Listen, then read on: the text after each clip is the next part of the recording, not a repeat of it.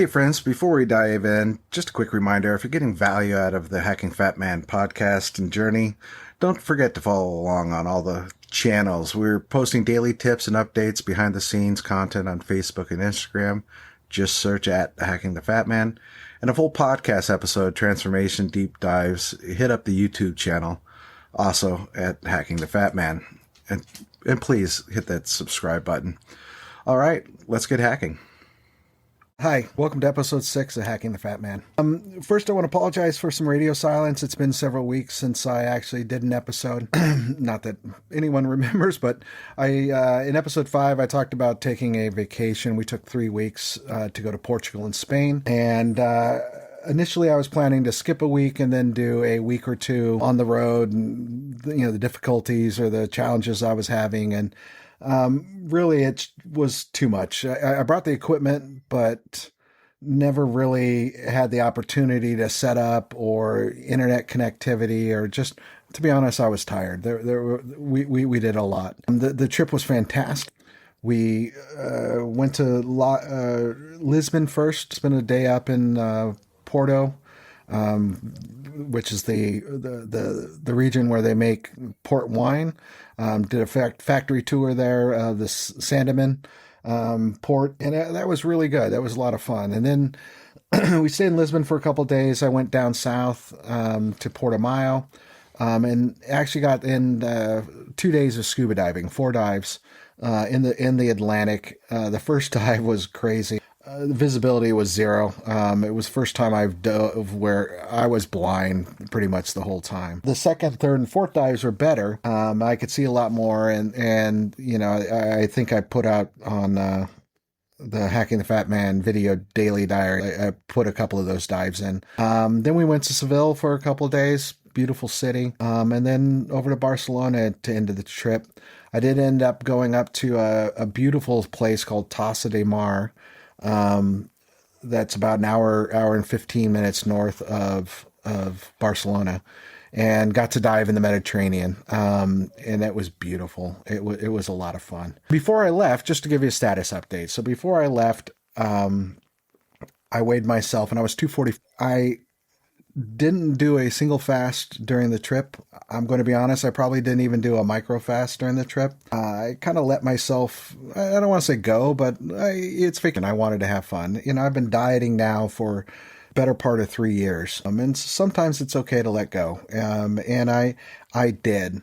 When I landed, we got in this last Saturday, and I weighed myself Monday, and I was 250, and I freaked. But I calmed myself down, realized when you travel, there's a lot of fluid that, especially for me at my age, I get fluid in the legs. And a lot of that was, a lot of the weight was that. I weighed myself this morning, and I'm 245. So I, pretty much back to where I was. This is also, remember, after surgery a month ago, I had gained 20 pounds. So I still think I have some fluid floating around. I can still feel it up here. I'm not really too worried about it, but this happens, right? Every day you just kind of wake up and you deal with what life has given you. And so I'm sitting at 245 right now. I'll just continue to work on it. Hopefully the goal is still to, by the end of the year, get close to 200 or at least under 220. So I'm still working on that. And yeah, the break also, some interesting things happened during the trip. One is I still have a problem taking my supplements when I travel. I had packed it. I had done the daily, sorted them, done the daily organizers, and I still probably only took about a third of the supplements I should have been taking through the whole trip. And as the trip progressed, I started noticing that I started having some bad thoughts. Not bad thoughts, not bad thoughts. But just, I was getting tired, and I was getting, I can't really explain it. Anyway, didn't want to do the supplements, started having thoughts. I probably had more refined carbohydrates during this trip than I've had in the last 2 years combined, but it was good. I'm in a country that I may not get to again.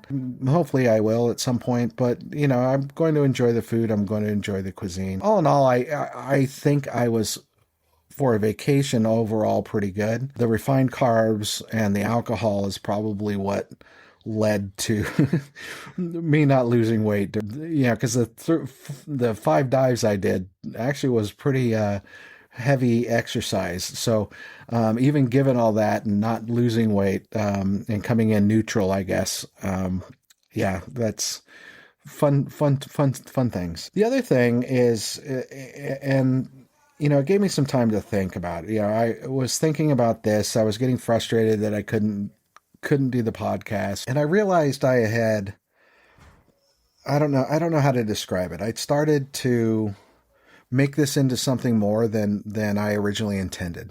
I started, oh, well, I've got to do research and I've got to have something interesting to say. And I still hope this is interesting, but it wasn't really the reason why I started this podcast. Going back to episode 1, when I talked about it, I started this because I really I'm getting better at it, but I wasn't sure of why the diet was working at this point, right? I had spent my whole life dieting. I talked to you guys. I was a swimmer. I was a water polo player. And yet somehow this is all starting to work and work naturally. And there was a lot of thought put into it, right? I made sure that it was part of my life, part of every day, and it's got to be easy and it's got to bring me joy and all the things that we've talked about in the previous episodes. But I really wasn't quite sure why it was working. And ultimately, once I get down to my goal, right? I'm not going to say I'm not near my goal. I've lost over 300 pounds. Yay. But I still have another 60 to go, 70. And, and I've talked about this before, is at some point I'm going to stop looking at pounds, my weight, and start focusing on my fat percentage. And I'm thinking somewhere in the 15% fat range or 12%, something like that. I don't think I've ever, actually, I was going to say I've never been under 20% fat ratio, but my sophomore year, I definitely was, but my sophomore year in high school, I had a 29-inch waist and I was basically starving myself. I was anorexic. I was bulimic. I was going weeks without food and still working out. Completely stupid. So anyway, but the goal is to get down, get my fat percentage down. And at that point, I think is when I say, okay, I've arrived. I've accomplished what I wanted to accomplish. Yeah. So, so thinking back on this and spending the time during the vacation and thinking about what I've been doing here with the podcast. Yeah, I really, at that point, once I get to the goal, whatever that goal is, I plan on writing a book about it, right? And at that point, I'll put in recipes and I'll put in things like that. And so the original idea of this podcast was just to help me record this last little bit, the 60 pounds that I have left. I have to transition from being in weight loss mode, even though, I keep saying that it needs to be an everyday thing. But at some point, I'll stop being in weight loss and start being in maintenance mode. At that point, do I continue to take the Zepbound? These are still questions I have. Do I cut back on the Zepbound? And so I really wanted to do this podcast to help me document that. And I hope, that all of you will want to join me on this just to see if I actually make it. But yeah, I was starting to cut corners a little bit, not cut corners, but it's one of those things where, like, if you have a weekly check-in, I was trying to be more than I was ready to be here. This is not even a side gig for me. I'm doing this in my spare time. Half the time I'm actually talking to myself, though I hope you get value out of what I'm discussing. But yeah, so I just wanted to kind of reset expectation. If I miss a couple weeks, it's okay. My apologies if you're really into hearing me talk, but I will try to do this weekly. Like I said, I want to document what I face during the week, and in a year from now, I'll be able to go through these and use this information and what I've captured as the basis for a book. So you get to come along with me on that. You'll be like, hey, when you read the book, you'll be like, hey, I remember when Drew was actually dealing with this and talking about it. So On that, I've kind of given you a status. I'm sitting at 240. I'm happy with that in the sense of, well, I'm much happier with 245 than 255. That did worry me. I had a moment of, yeah, it was a bad moment. Monday was not a good day for me. In fact, I was trying to fast that day, and I just happened to weigh myself. I was like, let me see where I was. Even though in my head I knew that I had gained liquid in the body, I had swelling, and I'm like, let's just see where I am. And I was not expecting 250. Less than 5 days later, I'm at 245. So, and I've had one fast day this week, one micro fast day. Pretty much it's been a standard week, as I've discussed. So Monday I try to fast. If I can't do it Monday, then I fast Tuesday. I then do a micro fast. Micro fasts are, just to remind everyone, a micro fast to me, by my definition, is somewhere between 500 and 1,200 calories or 1,000 calories. So I've had 2 of those this week. I've had a couple of keto days where I focus just solely on protein, and we're heading into the weekend, and I'll probably just stick with keto. I'm going to try to be a little bit better than I've been. Obviously, over the last 3 weeks, I have not been good at all. So I'll get back to that. So yeah, this week was pretty challenging. I mean, I'm coming off the travel. I'm tired. It took a lot out of me. My feet are swollen. My legs are swollen. The flight from Barcelona, we flew from Barcelona. That's a 2.5-hour flight to London. We had a 5-hour layover in London. This is the flight back. A 5-hour layover in London, and then we had the 12 hours from London to LA. And then I had to get back on a plane the next day, fly out to my sister-in-law's in Vegas so that I can get my car and my dogs and drive home. And if you've ever driven out of Vegas on a Sunday, it's always bad. This day it was a lot worse than I had ever seen it on that outside of a holiday weekend. There were literally 7 accidents. It took me 7 hours to drive the puppies back home. So I was pretty exhausted by the time Monday came. And then stepping on the scale, which I probably shouldn't have done, even though I knew better than that, and getting that result, it sent me into a spiral. I'm not going to lie. I got very frustrated. And after a while, I just calmed down. I thought about what everything that was going on, and just got this, and I think I talked about this in episode 2 or 3, where consistency isn't consistently going down. There's never a straight line. There's always ups and downs. Life's full of it. We know this. Is ups and downs. Consistency is about making that decision every single day, whatever you're facing, to go and tackle it. And by the time Monday afternoon came around, I went, okay, I haven't fasted pretty much for the month of July. I haven't been doing any lemon water for the better part of 4 weeks. I had some lemon water, some citrus while I was in Portugal and Spain, but it wasn't the daily consistent that I've been doing.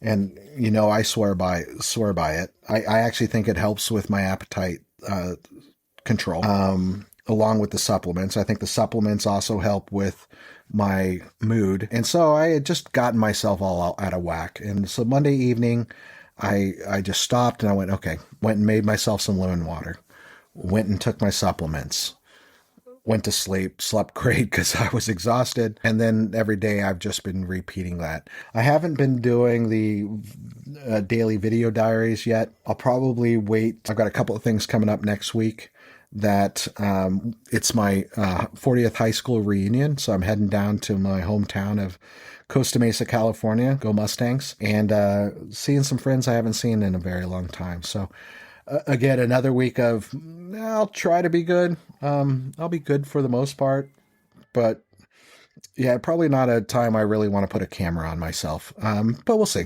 We'll see how it goes. Now I'll probably won't be doing that. So yeah, that's been the week. It's been very challenging.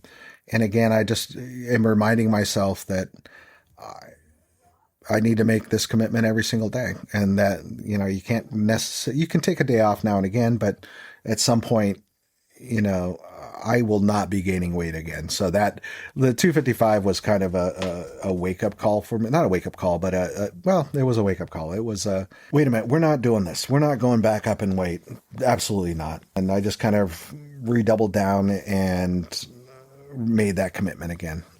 So looking forward to it. I'm feeling good. I'm happy. Like I said, 5 days, 245. Did I lose 10 pounds? No, it wasn't fat. It was just water retention. I suspect I gained maybe a pound or two from the vacation. So during the trip, I tried to stay up on my reading, looking for articles talking about weight loss or specifically around either keto, cyclical keto, or intermittent fasting or fasting. And one came out July 30th. That was pretty interesting. I've had questions over the years. So I mentioned that I swam and played water polo and I was anorexic and bulimic during that time. So one of the things that's always not bothered me, but I had questions about was supposedly you can't build muscle without a caloric overage. If you want to build muscle, you have to eat more than your body expends and then do the workouts and then you get to build muscle. Obviously, if you want to lose weight, and I've talked about this in the prior podcast, that I think it's like 3,500 calories. You have to be in a deficit for every 3,500 calories for every pound. And so if you're in a caloric deficit, which is what I've been doing, then you'll lose weight. But one of the things I've never really understood was, well, that's all timing, right? So I eat fairly big meals. When I do eat, I eat fairly big meals. I'm not the 200 to 300 calorie meal. I tend to go for 500 to 600 calories per meal. Sometimes I'll even go up to 1,200 calories, depending on what kind of day it is and what I'm feeling. So anyway, I came across this article that touched upon it. It's out of Men's Health, published on July 30th. It's by Andrew Heffernan and Corey Ritchie. And medically reviewed by Aaron Kinney. And they are talking about, well, the title is, let me make sure I can see it, What to Know About Intermittent Fasting and Your Workouts. They worked with Luka Doncic, Lakers, over the summer, who was doing intermittent fasting to help get in better shape, but then also was trying to work out. And so they actually touched upon this. And so there were some interesting things that I got about it. So first is definition of intermittent fasting. There's a lot of different types of fasting. I use the term microfast, and I'm going to be honest, I invented it. I don't even know if it's a real thing. It is a real thing because it is to me, right? And a microfast to me is I'm fasting, but I'm going to stay within a very limited range of 500 to 1,000 calories.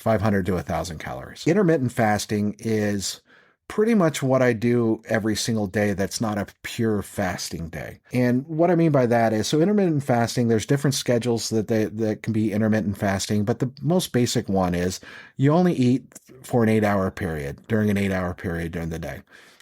And I've talked about that. I tend to get most of my calories in the morning or early afternoon. And by 4 or 5 o'clock, if I haven't eaten or I don't have any calories or try not to have any calories after 5 o'clock. So that's intermittent fasting is just this. You fast for 16 hours, you eat for 8 hours. So that was interesting to me that there's actually makes sense, a definition out there for it. They go into the benefits of it, and I've talked about it.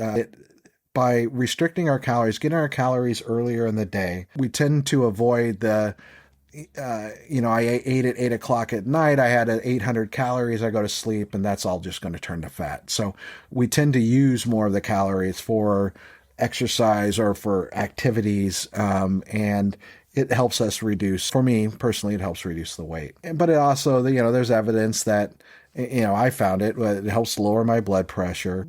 At my peak weight, I think my A1C was 6.7, which is literally walking into I'm 6.8 is diabetes, or at least that's what my doctor said. So I was walking through the way he put it was I was in the doorway, heading towards diabetes. Last time I had it measured was April, and I was 5'3", and so that's going well. But it can also help with diabetes or lower your blood pressure. The interesting thing was it says it helps maintain muscle mass. And they kind of get into why that is a little bit. Basically, by doing the intermittent fasting, the 16-8, or whatever version of intermittent fasting you're doing, it helps preserve the muscle mass because you're not totally starving yourself. And your body tends to not, 16 hours is not the point where your body's going to start devouring muscle. But they do talk later on that if your goal is to maximize muscle, intermittent fasting is, there are some, what they call them, roadblocks or some potholes that you got to watch out for. And really, if you think about it, I went, what they said was it makes sense. Basically, you don't want to do your workouts at hour 15 of your fast, because your body's not there, and your calories aren't there, the carbohydrates aren't there, and you could burn muscle faster. Their suggestion was that you sandwich, pun intended, your eating between your workouts. So if you are going to work out, you should eat just before the workout, and then you should do your recovery thing, and that should all be within the 8-hour window of your intermittent, your eating portion of your intermittent fast. And the other thing that I found interesting, and I'm going to research a little bit more, was they were saying that even though you're fasting and you're in a caloric deprivation, that lifting weights, even in that